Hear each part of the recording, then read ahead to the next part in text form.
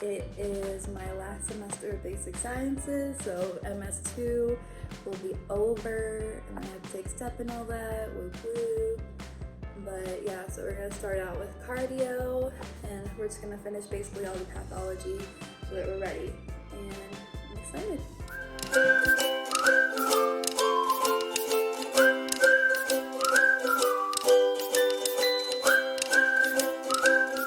So this morning we're gonna go roller skating just for a little bit of exercise, get outside, feel the wind on my face, because I feel like the best thing to do is exercise a bit, but also make sure to get outside because it's very hard. Sometimes it's easy to forget that you're a human and you need to go outside. So let's go do that. So the plan for today is to go ahead and get some exercise, and then I'll definitely go ahead and look at the lectures and watch the lectures, but I do like to look at outside resources first because they tend to make it simpler, and then I can go ahead and look at the lectures because they tend to be way more complicated, and a lot of times it goes right over my head and I don't really understand the basics of it before understanding the little details. So I'll probably look at what we're doing and get the gist of it, and then look at like sketchy and all of that. We'll see. So yeah, plan for today: exercise, do some lectures. I'm gonna donate plasma with my sister because I need to.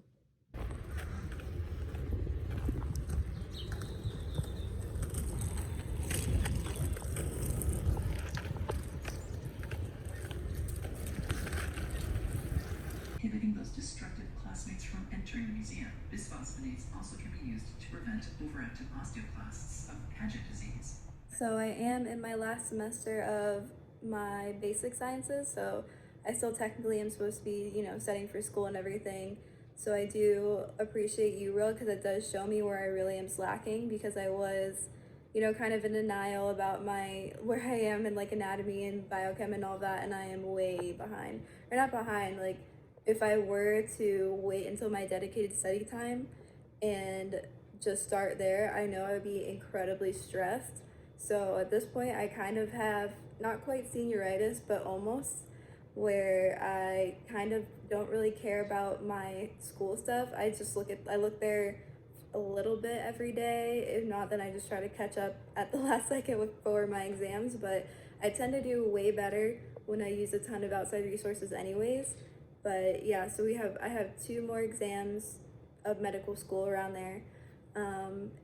So I just kind of gave up on school, and now I'm doing mostly my dedicated time because I'm planning on taking my step in October, and we are now approaching July. We're in July basically. Oh, we're in July, lol. Time goes by crazy. But yeah, so I basically gave up on school and now I'm just doing this. So UWorld, even though I am incredibly low, 17th percentile or whatever, I'm not too scared on that because I haven't really been reviewing those subjects like anatomy or anything like that. I downloaded some anatomy Anki decks, and those have been fantastic because I really don't have zero recollection, but I do need to review, and those have been very helpful. So I think it's literally called Dope or Awesome Anki anatomy deck or something like that, and it's really great with like the Klumpke and the herbs policy and everything like that, like the very clinical aspects, which is great because those are the questions that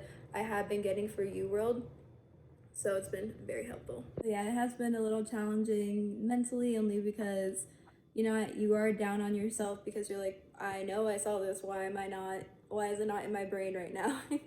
But I mean, I am glad that I'm doing this now because I do have a lot of friends who, they're still just trying to pass, which, makes sense. You want to pass med school, obviously, but I'm just not quite as worried about passing my final semester because I'm way more worried about my board exam, and I feel like I can only worry about one thing at a time.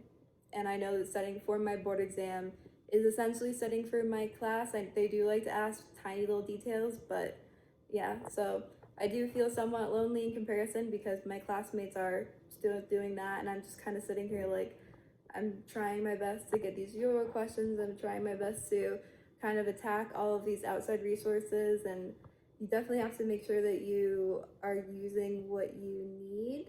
Like don't try to use things just because you have them, or yeah, just don't overwhelm yourself. So it's really just a lot of mental battle, but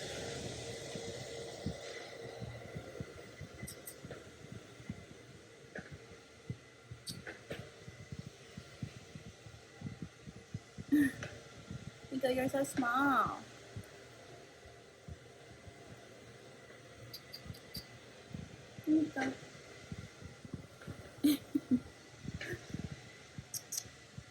Baba.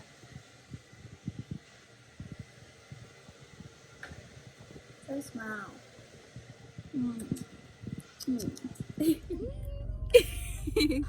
We're going to donate plasma this morning. No, you asshole. In the bathroom before I donate. Keep it safe from COVID. And I really do like doing this because, I mean, we make like $75 right now. Yeah. We make like 75 the first 3 times, and also I think it's just a really great thing to do. I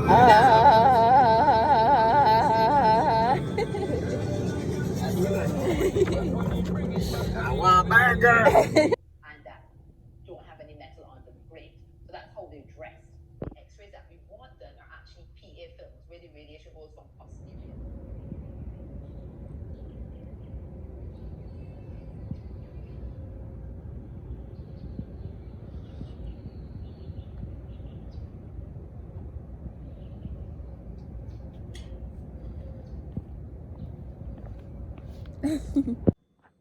Alrighty, so it's now about 3 o'clock, and I have mostly been doing Anki and some sketchy stuff. Sketchy med, not sketchy stuff. But yeah, so now I'm going to, already taking my break, was watching my dumb medical shows. I like to do that because it's fun to fact check for some reason. It makes, and whenever they mention something, I tend to look it up in first aid, which is fun. And yeah, so now I'm chilling with my puppy, and I'm going to probably look at lecture stuff, even though that's the last thing I want to do. I only have about 2 more weeks until I have 100% dedicated study time, but I really only spend an hour to 2 hours on that right now, on, you know, Ross material or school material for now. So mostly just step. Alrighty, so I just got this email from the tutoring academy that I, you know, work for my school. I guess you'd call it that, peer tutoring something or other. And I thought it was interesting because I have been tutoring first and second semester students for a little while. So they did ask a couple questions about what kind of advice you would give or what they should be doing differently for people that are about to go into medical school. So I thought I would just like answer it here. They only give like 7 questions. Yeah, they give 7 questions. So this is kind of like thoughts for pre-med. And I kind of feel the same way for everything, and that they ask what basic academic knowledge did you have before coming? What basic academic skills? How should they prepare? And when, in your opinion, what are the best methods of teaching these knowledge and skills? And in your opinion, what are the challenges? So I feel like the best thing to have in mind before you start medical school, like the pre-matriculation process, is just knowing that you're not gonna know very much. I know that's a weird thing to say, but it's a lot of mental. My alarm went off, so I cut it off. But yeah, so I guess the main advice that I would have is that, you know, because I'm comparing myself with people that did come in with all the things that you should kind of have, like they had their master's, their doctorate in microbiology, they were the TA for the anatomy lab, and I have to say that they were not, I mean, they were better off, I guess, in the beginning, but it does not really last throughout. So I feel like it's way more just preparing yourself to not know anything, which is really weird to say, but I think that's like the main thing you really have to have before coming into medical school, is just being okay with just having a ton of information shoved in your face and not knowing everything. Because people did come in with an immense amount of knowledge and it still didn't really do them a whole lot of good. So I just don't see the point. I know that when I was going into medical school, I was like, I bought the first aid book and I was like, I'm gonna read 5 pages a day. I'm gonna do this. I'm gonna know almost everything before I start medical school. And then I started looking at first aid, and it was just a whole different language. So there's just really no point, in my opinion, in trying to shove a bunch of stuff into your brain before you come in. I think it's just way more of trying your hardest to be okay and more at peace with the stress, I guess. And then I think the best teaching methods for first semesters that I have taught has been mostly just reframing, like making the information that they learn into a patient, because that's where a lot of this stuff, like, you just get really angry or just really like, I don't want to learn this, because you're looking at cells, you're looking at glycolysis all over again, and it's that, but on steroids. It's so much harder, so you just don't want to look at it. So what I just try to do is create a patient for them so that they can understand why it's important to know it.